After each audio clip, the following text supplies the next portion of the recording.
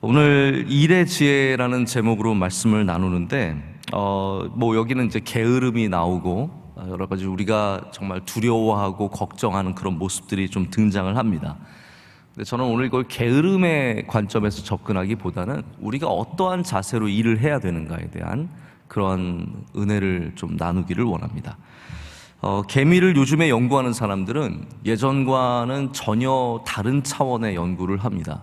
이제 개미가 아마 그래서 그 연구를 하시는 분들이 보면 오늘 말씀이 조금 적절하지 않을 거예요. 왜냐하면 오늘 말씀에는 이제 두령도 없고 통치자도 없고 다스리는 자도 없지만 사실은 여러분 잘 아시다시피 이 개미 왕국은 이 여왕 개미가 통치를 하고 실제로 이 감독과 아주 체계적인 그러한 아주 대단한 그러한 체계를 갖고 있는 작은 국가와도 같기 때문입니다.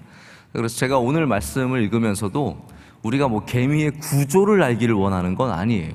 하나님께서 우리에게 원하시는 것은 너가 개미를 연구해서 개미에게서 배우라가 아니라 하나님께서 우리에게 원하시는 자세가 있다라는 겁니다. 이게 일할 때도 자세고 신앙생활할 때도 자세입니다. 여러분 어떤 것을 하든지 자세가 중요합니다. 할렐루야. 저도 이렇게 사람을 만나서 이 사람은 자세가 되어 있다라는 마음이 들면 참 좋은 교감을 나눌 수 있어요. 그런데 자세가 안 돼 있는 사람과는 참 좋은 방향으로 가기가 어렵다는 것을 많이 느끼게 됩니다. 그래서 먼저 지혜는, 신앙은, 여러분 항상 우리가 잠언을 읽을 때는 이거를 잘 아셔야 돼요. 지혜는 신앙과 같은 겁니다. 지혜는 신앙과 같은 건데 그냥 우리에게 똑똑한 사람이 되라고 이 말씀을 주는 게 절대로 아닙니다. 우리는 이 말씀을 통해서 영적인 사람들이 되어야 하고 또 신앙인, 좋은 신앙인이 되어야 하는데 지혜나 신앙이나 자세에서 나온다는 것이 첫 번째입니다. 그래서 지혜 있는 사람은 개미로부터도 배울 수 있는 사람이란 뜻이죠. 개미로부터도 배울 수 있는 사람. 아니 그래서 지혜를 얻는 사람들은 개미한테만 배우는 게 아닙니다. 강아지를 보고도 배우는 게 있습니다. 고양이를 보고도 배우는 게 있습니다. 곰을 보고도 지혜를 얻고 참새를 보고도 지혜를 얻고 꽃을 보고도 지혜를 얻습니다. 할렐루야. 그것 자체가 부지런한 거예요. 그럼 부지런하지 않으면 뭘 봐도 관심도 없고 배우는 것도 하나도 없습니다.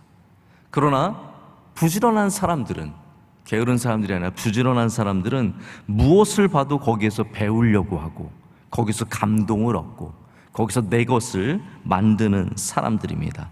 그래서 보면은 항상 어떤 일들에 보면 부익부 빈익빈이 존재를 합니다. 다시 말하자면 지혜가 있는 사람들은 날로 그 지혜를 더해가고 어리석은 사람들은 날로 더 어리석어지는 거죠. 다시 말하자면 신앙이 있는 사람들은 점점 좋은 믿음의 사람들이 되어가는데 신앙이 없는 사람들은 점점 그 갖고 있는 신앙마저 잃어버리기 쉽다라는 거죠. 그래서 우리는 참 배우는 자세를 먼저 잘 가져야 합니다. 어떤 사람들은 귀한 하나님의 말씀, 정말 귀한 하나님의 생명의 말씀을 받고도 그냥 가져다 버리는 사람들이 있어요.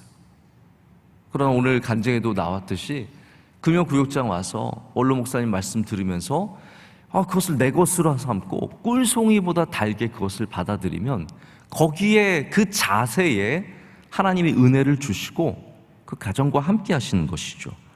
예수님께서 그래서 뭐라고 말씀하십니까? 마태복음 11장 29절을 보면 나의 마음이 온유하고 겸손하니 나의 멍에를 메고 나에게 배우라 라고 말씀을 하세요. 그러니까 우리는 예수님, 당연히 우리 구주 되신 예수님이기 때문에 배우기 위해서 우리가 예수를 믿는 건 아닙니다. 하지만 예수님에게서도 배울 게 있고 예수님에게서 배우는 자세가 있어야 합니다. 그래서 참 믿음의 사람들은 예수님에게서도 배우고 곤충인 하나님의 창조물인 이 곤충에서도 배울 수 있는 사람입니다. 제가 어떻게 한 장로님과 아침 식사를 같이 하게 되었는데 그 장로님 회사에 이제 공장이세요. 공장도 있고 사무 직원들도 있고 그런 큰 회사인데 거의 알코올 중독에 가까운 직원이 한 명 있었다고 합니다. 젊은 직원인데 근데 이 사람이 교회도 다닌대요. 교회도 다니는데 또 술을 마시기 시작하면은 막 이상한 짓을 하고 말도 하고 싸우고 그러다가 회사에 문제를 참 많이 일으켰다는 거예요. 하루는 문제를 일으키는데 뭐 싸운 다음에 화가 나니까 차를 몰고 회사를 들이받은 거예요. 여러분, 그러면 뭐 거의 참 어떻게 회사에서 더 쓰겠습니까? 그래서 안 되겠다, 너는 나가야겠다. 그래서 퇴사를 한 거예요. 3년이 지났는데 이분이 무슨 체면, 이거 얼굴도 낯짝도 두껍죠? 나 다시 일하게 해달라고 그 회사를 3년 만에 다시 찾아왔대요. 장로님이 야, 너는 안 된다 그러면서도 너무 안 됐으니까 내가 조건을 거니까 이 조건대로만 하면 받아줄게 라고 하셨다는 거예요. 그래서 이제는 교인 흉내만 내지 말고 정말 교회를 다녀라. 성경 보는 것도 중요하고 기도하는 것도 중요한데 동네 한 교회를 소개하면서 이 장로님의 지혜, 왜냐하면 장로님이 이렇게 복을 받았으니까 너도 이렇게 복을 받기를 원하는 거죠. 뭐라고 말씀하셨냐면, 뭐 우리가, 저도 전도하면 이런 말하기 쉽지 않을 것 같은데 이 장로님 이렇게 얘기하셨대요. 가서 목사님 가까이서 목사님께 충성해라. 그것만 얘기를 하셨다는 거예요. 그 약속을 하고, 그래서 그 청년이 이번엔 꼭 그렇게 하겠습니다 해서 뭐 허물도 많고 문제도 많지만 받아줬다는 거예요. 근데 놀랍게도 이분이 정말로 그 교회에 가서 충성하는 일꾼이 되었고 지금은 안수 집사님 되고 뭐 정말 너무나 귀한 믿음의 사람이 되었다고 하시는 얘기를 제가 듣게 되었습니다. 여러분, 목사가 목사한테 맹목적으로 충성해라 그러면 의심해 봐야 합니다. 하지만 복받은 사람이, 할렐루야, 복받은 사람이 자, 이게 복의 길이야 라고 가르쳐 줄 때는 좀 들을 줄 알아야 돼요. 그거를 우습게 여기면 안 됩니다. 그래서 하나님께서 오늘도 우리에게 너 개미한테 배우라? 그럼 배울 줄 알아야 된다라는 거예요. 우리 시편 1편의 말씀을 보면 복 있는 사람들에 대한 얘기가 나오잖아요. 악인들의 꾀를 따르지 않고 죄인들의 길에 서지 않고 오만한 자들의 자리에 앉지 않고, 이게 어떤 말씀입니까? 가만히 보니까 시편 저자가 보니까 복 있는 사람들을 보니까 이렇게 하는 거예요. 아, 저 사람 참 복 있는데 어떻게 살아가지? 그래요. 악인들의 꾀를 쫓아가지 않는 거예요. 근데 우리는 그게 복 받는 길임을 알지만 이게 눈이 팔리고 게으름의 문제는 여러분 그냥 이 시간을 살아가는데 급급한 거거든요. 그게 게으름의 문제예요. 나 오늘 이 시간 지금 너무 쉬고 싶으니까 더 중요한 것들은 다 미루게 되고 더 귀한 것들은 상관없어지고 지금을 살아가다가 내일을 잃어버리는 것이 게으름의 삶이라면 신앙도 똑같습니다. 아, 나 요거 어떻게 넘어가야지. 이 순간을 모면하려다가 결국은 악인들의 꾀를 따르게 되는 것이고 죄인들의 길에 서게 되는 것이고 오만한 자들의 자리에 앉게 되는 것입니다. 여러분, 우리는 복된 길을 걸어야 합니다. 신앙은 철저하게 배우는 자세, 가서 잘 보고 배우는 것, 그리고 그 말씀대로 살아가는 것, 할렐루야, 여기서 시작해야 할 줄로 믿습니다. 성도들 가운데 바쁘신 분들이 참 많이 있습니다. 제가 보면 야, 저렇게 바쁜데도 어떻게 신앙생활 할까, 이런 분들이 참 많이 있습니다. 그런데 여러분, 이게 중요합니다. 바쁘냐 안 바쁘냐, 오늘 게으름의 말씀은 뭐 안 바쁜 사람들에게 바쁘게 살아라 이런 말씀을 하는 것이 아닙니다. 자, 보십시오. 굉장히 중요한 겁니다. 바빠도 하나님의 은혜 안에 있어야 하고요, 쉬어도 하나님의 은혜 안에 있어야 합니다. 쉰다는 말이 나쁜 말이 절대로 아닙니다. 제가 보면은 어떤 이제 정말 뭐 자수성가하시고 바쁘게 사신 분들은 쉬는 걸 죄악으로 여기는데 그렇지 않습니다. 성경은 그렇게 말하지 않아요. 쉴 때 예수 안에 쉬는 것이 복되는 겁니다. 바쁜 것만이 옳은 것이냐? 여러분, 바쁘게 살면서 죄 짓는 사람들이 얼마나 많은데요.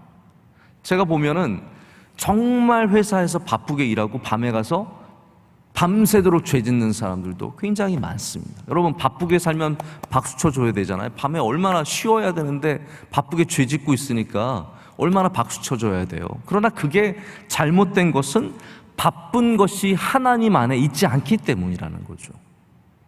그래서 바빠도 우리는 하나님의 은혜를 사모해야 되고, 안 바빠도 그게 그냥 우리가 쉬는 허송세월하는 것이 아니라 하나님의 은혜를 사모하는 쉼이 되어야 합니다.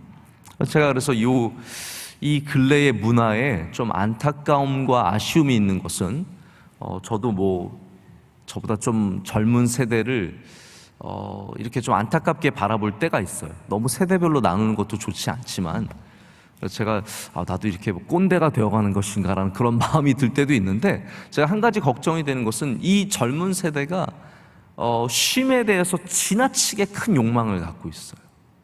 그래서 쉬는 게 가장 귀한 가치가 되어서 어디에 가고 무엇을 하고 무엇을 누리는 것이 최선의 가치가 되어 있는데, 제가 그런 걸 볼 때 약간 안타까움이 있습니다. 쉬는 건 좋지만 하나님 안에서 하나님을 떠나지 않는 것이 더 중요하다라는 것, 이것을 오늘 말씀을 통해서 꼭 여러분께 좀 전하고 싶은 마음이 있었습니다. 우리가 모든 것이 은혜라고 말하는 것은, 예를 들어서 일을 하는 것도 은혜고 쉬는 것도 은혜라고 말하는 것은 어떤 부분이 있냐면요, 내가 하는 것이 전부가 아니다라는 것을 인정하는 자세입니다. 제가 이걸 설명을 드릴게요. 예를 들어서 이런 겁니다. 내가 원하는 학교가 있어요. 내가 원하는 직장이 있어요. 내가 원하는 사람이 있어요. 내가 원하는 아파트가 있어요. 근데 그게 전부가 되면, 그걸 얻지 못하면 절망의 삶을 살아가게 됩니다. 그러나 은혜 가운데 살아간다는 것은 내가 원하는 것을 얻지 않아도 괜찮은 거예요. 왜냐하면 하나님이 나를 인도하시니까. 그게 은혜의 삶이거든요. 예수님을 믿으면서도 은혜의 삶을 맛보지 않은 사람들은 끝까지 내가 원하는 것을 얻어야만 행복한 거죠. 그러나 제가 살아보니까 제 마음대로 되는 게 제 인생에 정말 몇 개 없더라고요. 아니, 제 자신도 이제는 제 마음대로 안 돼요. 저는 점프를 했는데 제 몸은 가만히 있어요. 이게 내 몸도 내 마음대로 안 되고, 내 생각도 내 마음대로 안 되고, 저의 자녀들도, 저의 아내도, 제가 제 마음대로 할 수 있는 것이 단 하나도 없는데, 하나님의 은혜가 있으면 살아가게 되지 않습니까? 내 인생에 우리의 마음대로, 여러분의 인생에 여러분의 마음대로 되는 것이 많지 않습니다. 그러나 그게 은혜일 수 있어요. 하나님이 인도하시는 삶이기 때문에. 그리고 그 은혜로 살아간다는 것을 날마다 고백하시기를 축복합니다. 쉰다고 다 게으름이 아니죠. 또 반대로 말하자면 일하고 있다고 해서 다 일하고 있는 것도 아닙니다. 예수님을 미워했던 사람들이 예수님에게 뭐라고 말했던가요? 예수님은 죄인들과 어울리기를 즐겨하고 먹고 마시는 것, 그거 좋아하는 정말 불안당과 같은 그런 삶이라고 엄청나게 비난을 합니다. 자, 이게 보기에는 그럴싸하게 맞는 말인 것 같지만 실제로는 얼마나 틀린 말입니까? 보는 관점이 잘못된 거죠. 그래서 보이는 것이 절대로 전부가 아닙니다. 그 너머에 있는 것이 훨씬 더 중요하죠. 여기 게임 중독자가 게임을 열심히 하고 있어요. 부지런한 겁니까? 그게 과연 부지런한 걸까요? 술 마시기 좋아하는 사람이 술 사려고 1km를 걸어갔어요. 여러분, 그거 부지런한 겁니까? 그 건강한 것을 추구하기 위해서 걸은 겁니까? 아니에요. 그렇기 때문에 부지런한 것이 절대로 부지런한 것이 아니고, 반대로 말하자면 게으른 것이 다, 게을러 보이는 것이 다 게으른 것이 아닙니다. 거기는 오늘 말씀에는 게으름에 대해서 명확한 기준을 주고 있습니다. 어떻게 하고 있느냐가 중요하죠. 첫 번째가 뭐냐면, 두령이 없어도, 감독자도 없고 통치자도 없을 때 어떻게 하느냐가 참 중요한 모습이라는 겁니다. 여러분은 두령이 있을 때, 감독자가 있을 때, 통치자가 있을 때만 잘하십니까? 아니면 하나님 앞에서 잘하십니까? 이게 우리의 일에 대한 굉장히 중요한 기준입니다. 여러분, 무엇을 하든 마찬가지죠. 사람이 앞에 있어야만 열심히 일하는 사람이 있습니다. 사장님 지나갈 때 막 열심히 일하고 지나가면 끝이에요.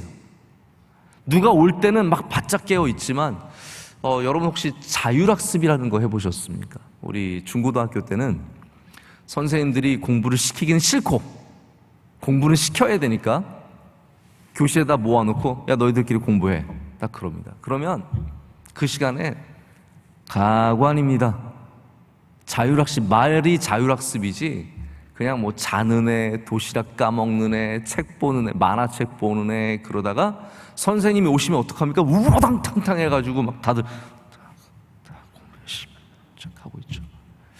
여러분, 그게 공부가 될까요? 공부 잘하는 애는 어떻게 할까요? 공부 잘하는 애는요, 선생님이 있든 없든 그게 중요한 게 아니에요. 내가 해야 될 게 있는 거예요. 여러분, 기도하실 때 어떻게 하십니까? 누가 봐서 옆에 있어가지고 막 옆에 있으면 막 방언하시면서 열심히 하시고, 혼자 있을 때는 딴 생각하십니까? 아니면 하나님 앞에서 기도하십니까? 여러분, 너무 큰 차이가 있잖아요. 일도 마찬가지고 우리 삶의 모든 것들이 마찬가지입니다. 순간을 모면하는 삶을 사지 마시고 그 순간을 은혜로 살아가십시오. 순간을 모면해서 살면 영원토록 그 순간만 살아가는 겁니다. 미래가 없죠. 순간만 살아가기 때문에 미래가 없습니다. 하나님 주신 일에 복이 있는 사람은 두려움이 있어서 일하는 사람이 아니라 하나님이 주신 일을 감당하기 위해서 일하는 사람입니다. 자, 그게 때때로 나에게 즐거운 일이 될 수도 있고, 나에게 보람이 넘치는 일이 될 수도 있고, 새로운 일이 될 수도 있지만, 또 반대로 나에게 어려운 일이 될 수도 있고, 하기 싫은 일이 될 수도 있고, 참 복잡하고 이해가 안 가는 일이 될 수도 있습니다. 그래서 하나님 주신 일이라는 것이 어떤 단 한 가지 색깔을 갖고 있고 단 하나의 옷을 입고 있는 것이 아니라 각종 각양의 것들이 있습니다. 그래서 하나님 주신 일들 가운데는 우리에게 막 익사이팅한 것도 있어요. 그러나 정말 아무도 보이지 않는 곳에서 묵묵히 나 혼자 하나님만 바라보고, 두령자도 없고 감독자도 없고 통치자도 없는데 오직 하나님 보시기 때문에 해야 하는 일들도 있다라는 겁니다. 이거를 잘하는 사람이 복된 사람이라는 거예요. 우리 교회 안에서도 보이는 곳에서 일하시는 분들이 계십니다. 늘 보여요. 그러나 우리 교회 안에서도 보이지 않는 곳에서 하나님만 바라보고 섬기고 봉사하는 분들이 얼마나 많은지 모릅니다. 이 하나님을 바라보고 일하는 이 기준이 없으면 여러분 너무나 시험에 들기 쉽습니다. 나 인정해 주지 않고 나 알아주지 않고, 여러분 그런 곳에서 누가 기쁨을 얻겠습니까? 제가 오래전에 단기 선교를 갔을 때 여러 팀들을 나눠서 가게 되었습니다. 이제 가서 도착을 한 다음에 한 팀은 저와 이제 다른 청년들은 교회를 짓고, 우리 자매 팀이 있었는데 청년 자매 팀은 교회 청소하고 뭐 이런저런 잡일들을 많이 돕는 거예요. 그리고 세 번째 청소년 팀은 우리 중고등학교 유스 팀이 있었는데 청소년 팀은 전도를 나가는 거예요. 며칠이 지났어요. 며칠이 지난 다음에 우리 자매 중에 한 명이 저한테 와서 되게 심각하게 묻는 거예요. 목사님, 저희가 드릴 말씀이 있습니다. 목사님도 청년들이랑 교회를 지어서 뭔가 여기 남기고 가시겠죠. 우리 청소년들은 가서 전도를 하니까 얼마나 좋을까요? 복음을 전하고. 근데 저희는 청소만 하고 밥 짓고, 저희는 단기 선교 온 것 같지 않아요. 저희 뭐 멕시코까지 와가지고 아무것도 하고 있는 것 같지 않아요. 저희도 좀 보람 있는 일을 시켜주세요. 제가 그 말이 정말 이해가 되고 공감이 갔어요. 근데 제가 그 다음날 모였을 때 이런 얘기를 좀 나눌 수밖에 없었습니다. 우리가 하나님의 일을 할 때는 누군가 더 보람 있고 누군가 더 귀하고 누군가 더 복된 일을 하는 것이 아니라, 여러분이 청소를 해도 그것이 선교고, 할렐루야. 여러분이 지하에서 벽돌을 쌓고 있어도 그것이 선교고, 누군가 머리를 잘라주고 있어도 그게 선교고. 제가 그때 선교 가서 멕시코 애들 머리 많이 밀어줬습니다. 처음에는 예쁘게 잘라주려고 안 되니까 그냥 밀어버리는 거예요. 계속 밀어주고. 그것도 선교고, 사진을 찍어줘도 선교고, 함께 놀아줘도 선교고. 우리가 선교지에 오면 모든 것이 다 하나님 앞에서 일하는 것이다. 선교다. 이렇게 제가 이야기를 하고 위로를 줬더니 그래도 좀 표정이 바뀌어가지고 선교다, 선교다 그러면서 그 다음부터 일하게 되더라고요. 우리 명성교회 MCM 에디오피아 병원에 가면 우리가 파송한 선교사님 중에서 식당 봉사하시는 분이 계시고 의사가 있고 테크니션이 있고 정말 각양각색의 사람들이 다 있습니다. 여러분, 의사만 MCM 병원에서 주인공일까요? 아닙니다. 식당에서 일해도 주인공입니다. 하나님 앞에서는 주인공입니다. 우리가 무슨 일을 하든지 감독자가 있기 때문에, 두령이 있기 때문에, 통치자가 있기 때문에 그분에게 잘 보이게 하려는 것이 아니라 우리의 진정한 통치자 하나님 앞에서, 예수 그리스도 앞에서 일할 때 거기에 참된 복이 있을 줄로 믿습니다. 자, 비슷한 얘기인데요, 우리 청년부 부회장 출신이에요. 제가 지난번에 보니까 유아 세례도 받으러 왔었는데 이 부회장이 디자이너예요. 그래서 유명한 디자인 회사에서 일을 하는데 회사를 옮기게 되는 과정에서 제가 한번 물어봤어요. 어떻게 하다 회사를 옮겼니? 그랬더니 자기가 다녔던 회사가 우리나라 굴지의 디자인 회사고 아주 잘 나가던 회사인데 사장님이 젊은 분이었대요. 근데 이분이 얼마나 의심이 많은지 사무실에 모든 자리마다 CCTV를 해놨다는 거예요. 그래서 직원이 어떻게 일하는지, 화장실 갈 때 적고 가야 된대요. 화장실 간다. 그래가지고 그러한 회사 분위기에서 도저히 일을 하기가 너무 어려워서 결국은 퇴사를 하게 되었노라고. 근데 제가 회사 분위기가 너무 안타까운 거예요. 왜 이러한 불신의 관계가 생겼을까요? 아마 사장이 보기에는 너무 놀고 있는 게 보였겠죠. 그러니까 이걸 좀 관리하려고 CCTV를 달았겠죠. 그러니까 직원들은 더 이상 자기 일을 하는 것이 아니라 CCTV에 잘 보이기 위해서 일을 하기 시작을 하면서 이 모든 것들이 엉망진창이 되어버리는 겁니다. 여러분, 우리의 신앙생활이든 우리의 일이든 무엇을 하든 하나님 앞에서 정직하게 하시길 축복합니다. 그게 지혜입니다. 그래야 우리는 일로 인해서 무너지지 않고 일을 안 해서 무너지지 않는 일의 지혜를 갖고 살 수 있게 된다는 겁니다. 우리 신앙생활 마찬가지입니다. 여러분, 신앙 누구 보여주기 위해서 절대로 신앙생활 하지 마십시오. 누가 보고 있기 때문에 기도하지 마시고, 누가 내 옆에 있기 때문에 예배드리지 마시고, 구역장 보고서에 몇 명 쓰기 위해서 하지 마시고, 우리 늘 하나님 앞에서 하는 저와 여러분이 되기를 간절히 소망합니다. 그럴 때 거기에 참된 복이 있고 그것이 지혜라는 겁니다. 저희 어렸을 때도, 요즘도 교회 학교 그러는지 모르겠는데 선생님이 이제 가서 앉으면 하나야 일주일 잘 보냈니? 네 선생님. 일주일 동안 성경 몇 장 읽었어? 그렇게 물어보시면 10장이요 자신 있게 얘기를 하죠. 뭐 친구들이 5장이요 6장이요 어떤 애 2장이요 다 거짓말일 가능성이 커요. 그것도. 저는 10장이요. 그럼 어떻게 하냐면 전 토요일날 시편을 열심히 읽습니다. 시편의 말씀 한 5장 정도 읽고, 그 다음에 마태복음 1장 정도 읽고, 이런 식으로 해가지고 장수를 늘려야 돼요. 왜냐면 선생님이 뭐 읽었니는 안 물어보시거든요. 성경 몇 장 읽었니 물어보시죠. 지금 저에게 단 어느 누구도 성경 몇 장 읽는지 묻는 사람은 없습니다. 감히 저에게 목사님 성경 몇 장 읽으셨어요? 이렇게 안 묻잖아요. 누가 물으시겠어요? 저 이제 아무도 저 관리해 주는 사람 없습니다. 근데 저는 성경을 읽어야 돼요. 읽어야 살고, 읽어야 은혜가 있고, 읽어야 기쁨과 감사가 있기 때문에 읽습니다. 여러분, 누구에게 말하기 위한 10장이 아니라 여러분을 위한 10장을 읽으시길 축복합니다. 그럴 때 하나님의 은혜가 그곳에 있고, 통치자, 두령 때문에 하는 일이 아니라 우리 하나님 때문에 하는 일이 될 줄로 믿습니다.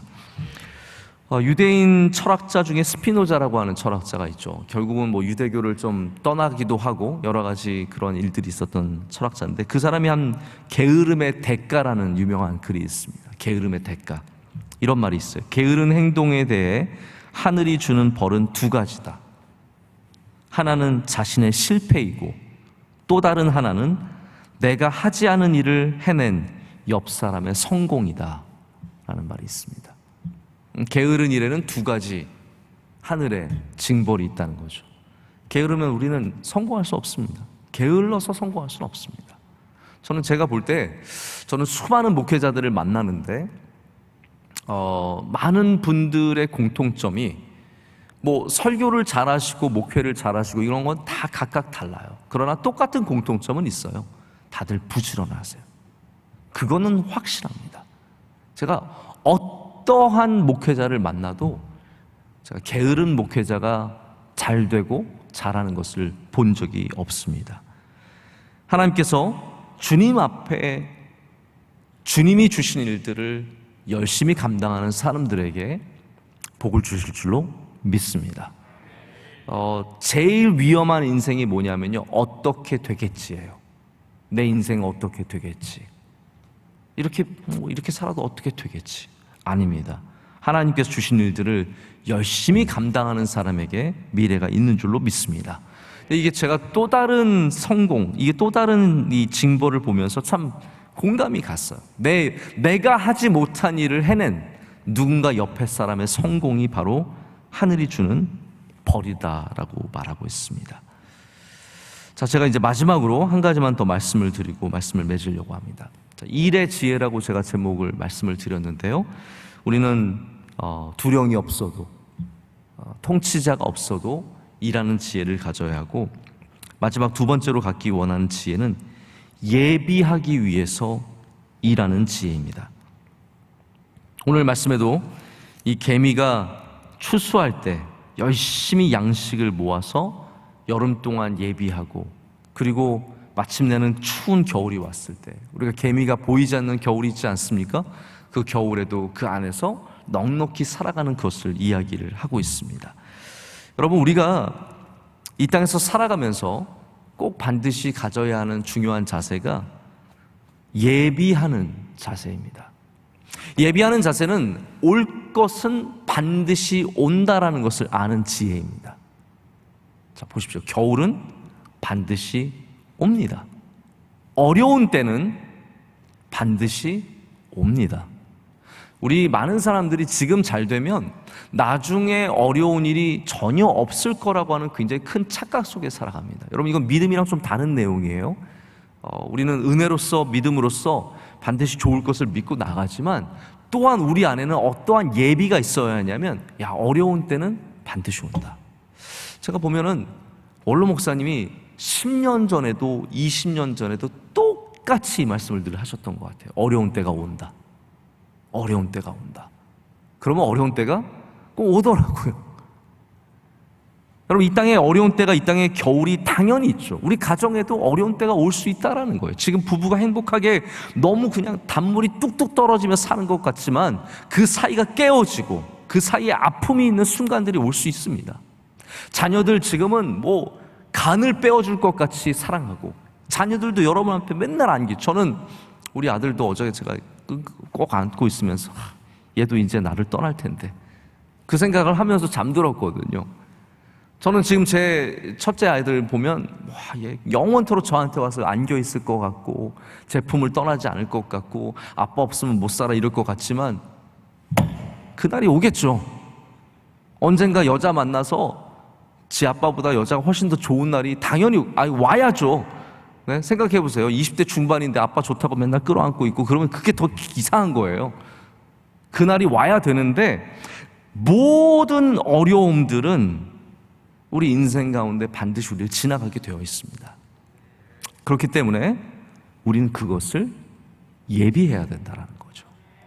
그것이 일의 지혜입니다. 그것이 저는 뭐 단순히 재정적으로 대비하라, 뭐 건강으로 대비하라 이것을 떠나서 하나님을 믿는 믿음을 가진 사람은 최소한 겨울이 오는 것을 알고 마음으로, 삶으로 예비할 줄 아는 사람이라는 것입니다. 미래를 낙관하던 시대는 지나갔습니다. 예전에는 미래가 다 좋은 줄 알았습니다. 유토피아를 꿈꿨습니다. 낙관한다는 말은 보편적인 발전이 있다는 말이에요. 모든 부분에서 좋아진다는 말이에요. 그런데 지금 미래는 어떻습니까? 몇 부분은 좋아지지만 수많은 다른 부분들은 이제는 큰 위기를 만난다 사실이죠. 그렇기 때문에 우리가 절대로 미래를 낙관할 수 없습니다. 이제는 누구만 살아남냐 하면 겨울을 준비한 사람들만 살아남는 때가 오게 되어 있습니다. 교회는 항상 미래를 준비해야 합니다. 할렐루야. 교회는 오늘의 영광 속에 살면 절대로 안 됩니다. 오늘 우리가 이룬 것들을 바라보며 그것을 만족하며 자꾸 과거에 기대어서만 살아서는 안 됩니다. 교회는 반드시 미래를 바라보고 미래를 준비하며 미래를 예비한 사람들이 되어야 합니다. 할렐루야. 그러기 위해서 제가 오늘 우리 교회가 더 돈을 모아야 한다, 더 땅을 사야 한다, 그런 말씀을 드린 것은 절대로 아닙니다. 제가 마지막 드리고 싶은 말씀은 이거예요. 우리 그리스도인들에게 가장 분명한 준비는 무엇일까요? 저는 여러분들이 지혜가 있으시면 예금도 드시고 보험도 드시고 적금도 하시고 다 이런 미래를 위한 예비를 하실 거라고 믿습니다. 그러나 성경적으로 봤을 때 이러한 재정적인 예비 말고 가장 중요한 것이 무엇이 있을까요? 예수님께서 제자들을 이 땅에 보낼 때 주신 것이 무엇입니까? 이 땅에 보내길 때, 그건 세상에 보낸다는 것은 이리떼에게 양을 보내는 것 같은 마음이라고 주님께서 말씀하셨잖아요. 이 어려운 세상에 무엇이 닥쳐올지 모르는 겨울이 가득한 이 세상에 주님의 제자들을 보내시면서 주님께서 주신 것은 성령 충만입니다. 성령 충만입니다. 우리가 이 땅을, 이 어떠한 어려움이 올지 모르는 이 어려운 인생을 어떻게 예비하며 준비하며 살아가겠습니까? 여러분, 인간적인 노력들 필요합니다. 가능하면 할 수 있는 거 하세요. 분명히 어려운 때가 오기 때문이에요. 그러나 우리가 가장 귀하게 여겨야 할 것은 무엇이냐면 성령 충만입니다. 여러분, 기도하시면서 준비하시길 축복합니다. 예배 가운데 예배하시는 것이 미래를 준비하는 겁니다. 우리 하나님 꼭 붙잡는 것이 미래를 준비하는 겁니다. 여러분의 자녀를 복되게 하고 싶으십니까? 예수님 잘 믿는 자녀로 키우시길 축복합니다. 그것이 미래를 준비하는 겁니다. 여러분의 자녀가 복된 가정을 이루기를 원하십니까? 그 결혼하는 그 가정이 예수님 잘 믿기를 축복하십시오. 그것이 미래를 준비하는 겁니다.